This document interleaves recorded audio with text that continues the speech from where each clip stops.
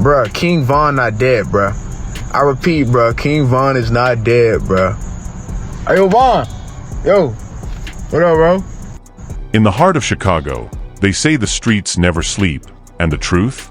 It never stays buried for long. November 6th, 2020.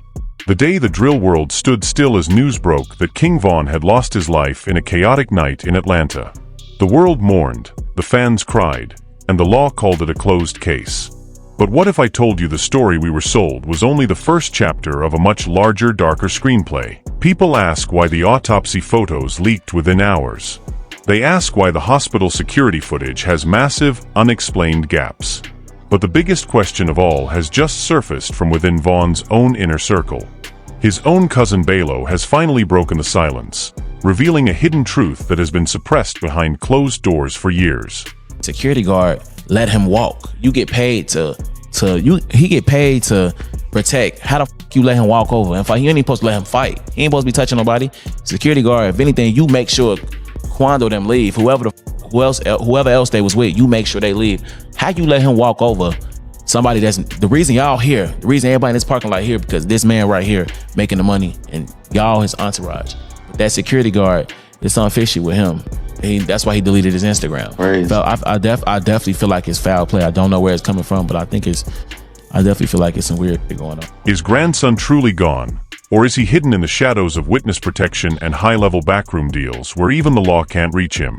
Today on Spillover, we are exposing the revelations that have set the internet on fire. If you think you know the whole story, think again, because the truth is far more dangerous than the lie. To understand why the streets are buzzing with the claim that King Von is still breathing, we have to go back to where it all ended. November 6th, 2020. Atlanta, Georgia. Outside the Monaco Hookah Lounge. On paper, the story is simple. A dispute between two rival crews escalated, shots were fired, and the biggest star in drill music was fatally wounded. But for those who have been paying attention to the fine print, and more importantly, to the voices coming from within the family, the official report reads more like a redacted government document than a factual account of a tragedy. For years, the fans have pointed out the glitches in the Matrix. Why did the Atlanta Police Department's narrative shift 3 times in the first 48 hours? Why was the most high-profile murder in modern music history captured on such low-quality, fragmented security footage?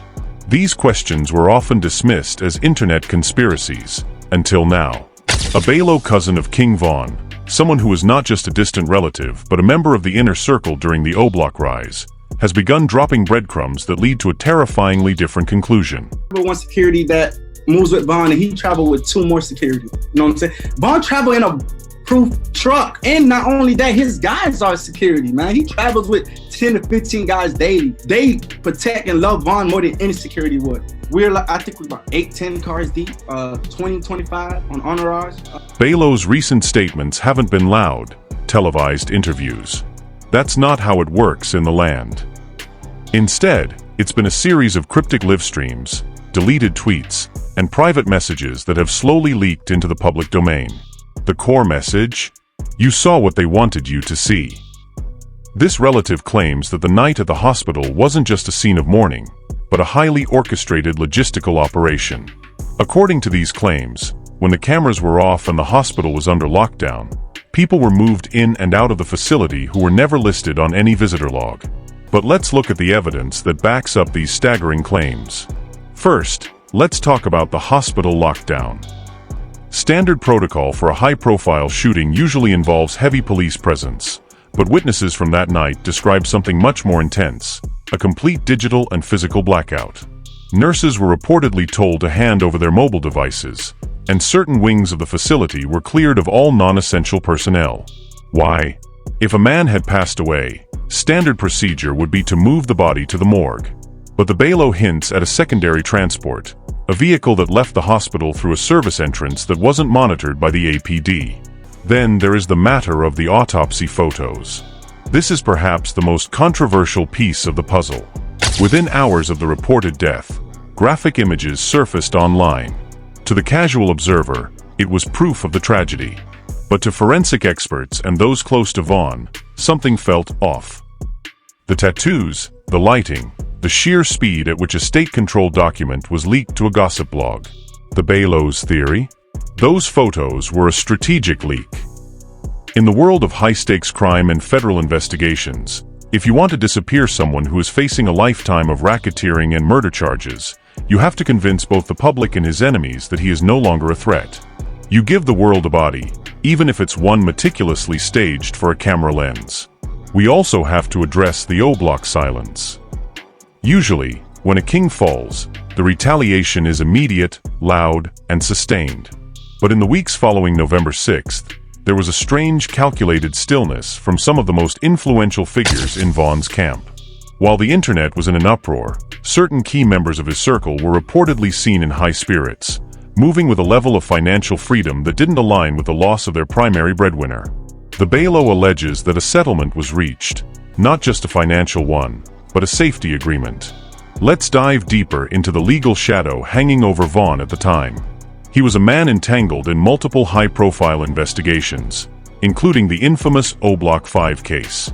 He was the big fish the feds wanted. If Vaughn were to die, the cases against him would effectively evaporate. It is a tactic used in the highest levels of intelligence, the pseudocide. By faking a death, an individual can escape a lifetime behind bars while the government saves millions in trial costs and potentially secures a high-level informant. Baylo's most chilling claim is that Vaughn's death was the only way to save the rest of O-Block from a federal sweep that was already in motion. Think about the timing. Vaughn was at the absolute peak of his career. His album Welcome to O-Block had just dropped. He was the face of a movement. People at that level don't just slip up in front of a hookah lounge unless there is a much larger play in motion.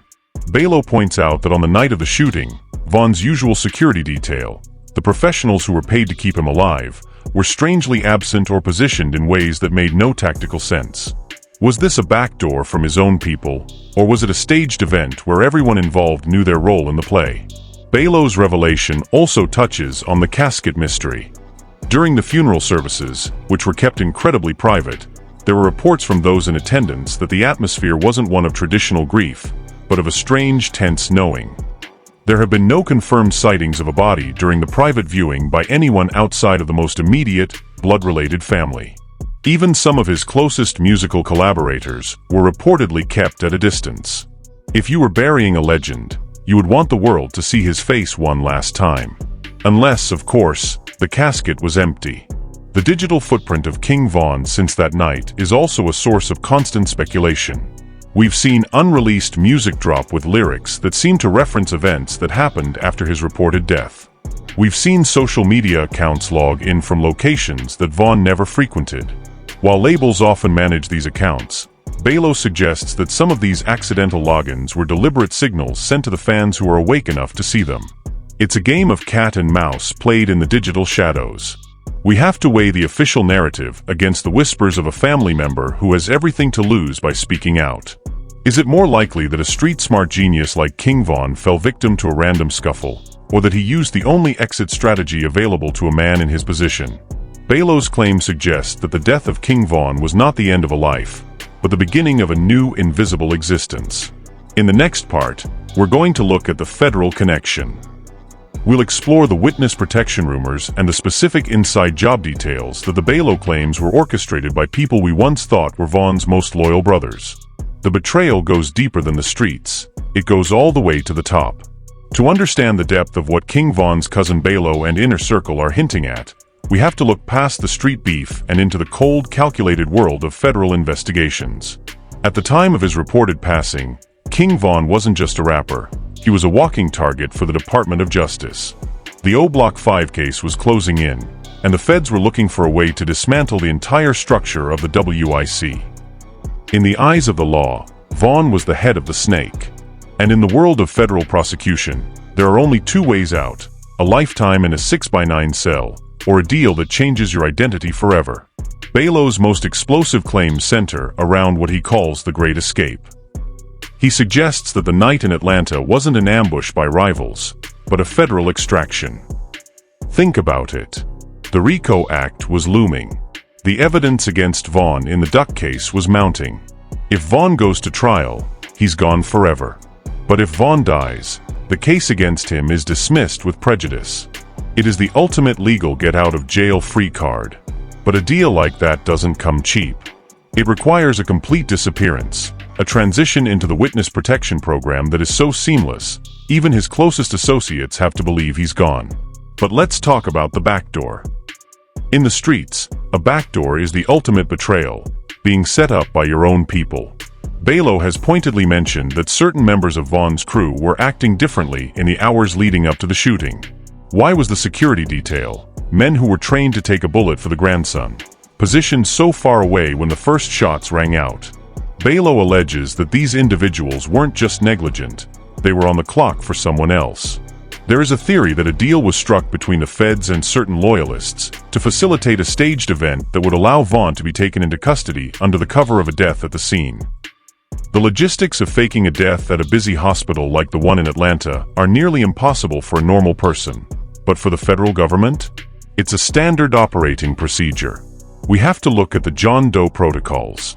Baylo claims that while the world was watching the news, a priority transport was authorized from a hospital to a secure, undisclosed military or federal medical facility. He points to the fact that the official time of death was delayed by several hours, providing a window of time where Vaughn could have been stabilized and moved. And then there's the paper trail. Or rather, the lack of one. In every high-profile death, there is a public record of the transport, the coroner's full report, and the final disposition of the body. In Vaughn's case, many of these documents remain under seal or are heavily redacted for privacy reasons. Why? If it was a simple street shooting, there should be nothing to hide. Baylo's silence on certain financial movements also speaks volumes. He has hinted that Vaughn's estate, which is worth millions, is being managed in a way that suggests the money is being funneled to an active recipient rather than just sitting in a trust for his children. We also need to look at the Lil Durk connection. Durk and Vaughn were more than just friends, they were brothers in the struggle. But since that night, Durk's lyrics have taken a turn toward the cryptic. In songs like H and What Happened to Virgil, he makes references to knowing the real story and the feds playing games. Baylo suggests that Durk isn't just mourning, he's playing his part in the script. If the feds told Durk that the only way to keep Vaughn alive was to let the world think he's dead, Durk would take that secret to the grave. Baylo's revelation suggests that the tears we saw on social media were for the loss of a public life, not the loss of a soul. But where would Vaughn go? The Witness Protection Program doesn't just put you in a house in the suburbs, they can move you across the globe. There have been unconfirmed sightings, ghost sightings, in places far removed from the drill scene. From luxury villas in the Caribbean to quiet estates in the American Northwest. The Baylo mentions that the grandson was always 10 steps ahead of everyone else. He wasn't just a rapper, he was a tactician. If he saw the walls closing in from the FBI, would he really just stand there and take it? Or would he use his resources to buy the one thing money usually can't buy, a second chance? The inside job theory also involves the lull Tim factor. Why has the legal process for the shooter been so convoluted? Why was he released on bond so quickly despite the high-profile nature of the victim? The Baylo alleges that the shooter might have been an unwitting pawn in a much larger federal sting. If the goal was to kill King Von the brand so they could save Davon Bennett the man, then every person on that sidewalk that night had a role to play, whether they knew it or not. I was just protecting my little brother. When you did finally find out that it was King Von who did it, how'd you feel?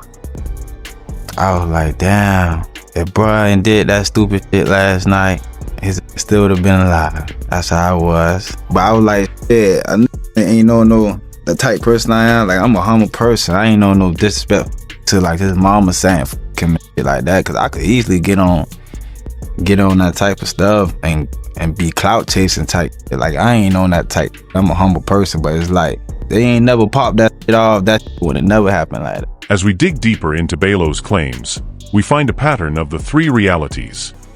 Reality 1, the one the media told us. Reality 2, the one the streets believe. And Reality 3, the one known only to the family and the feds.